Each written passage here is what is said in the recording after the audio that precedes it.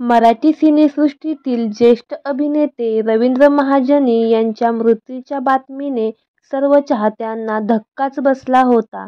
गेल्या वर्षी 15 जुलै रोजी रवींद्र महाजनी यांचे त्यांच्या राहत्या घरात मृत्यू झाला होता. मात्र या मृत्यूला त्यांचा मुलगा गश्मीर महाजनी यांना काहींनी जबाबदार धरले होते. कारण मृत्यूवेळी रवींद्र महाजनी यांच्या कुटुंबातील एकही व्यक्ती त्यांच्या जवळ नव्हता.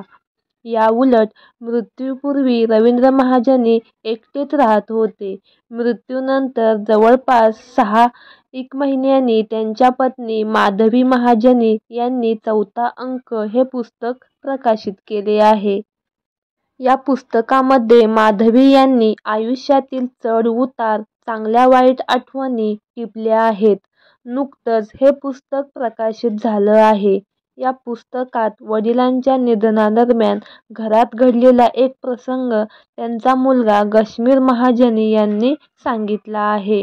गश्मीरने लिहिलं आहे की 12 जुलै 2023 रोजी मला आमच्या घरामधून कुजल्यासारखा वास येत होता. कदाचित मला वाटले धुवायला टाकलेल्या कपड्यांचा वास असावा, पण तो मृत झालेल्या माणसाचा वास येत होता. मी आणि माझी बायकोने घरामध्ये सगळीकडे साफसफाई केली आणि पाहिलं की कुठे उंदीर तर मरून पडलेला नाही ना, पण तसं काहीच झालेलं नव्हतं. आम्हाला कुठेच काहीच सापडले नाही.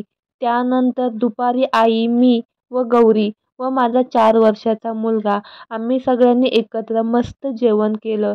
जेवण झाल्यानंतर अचानकच आईला उलट्या सुरू झाल्या. मेलेल्या माणसाचा वास आईला होणाऱ्या उलट्या हा एक संकेतच होता. बाबांचा आत्मा आमच्या दोघांना ओरडून सांगत होता की 4था अंक समाप्त झाला आहे. तर मंडळी, आपल्या सफर ताऱ्यांची या मराठी चॅनेलद्वारे पुन्हा एकदा ज्येष्ठ दिवंगत अभिनेते रवींद्र महाजनी यांना भावपूर्ण श्रद्धांजली. धन्यवाद.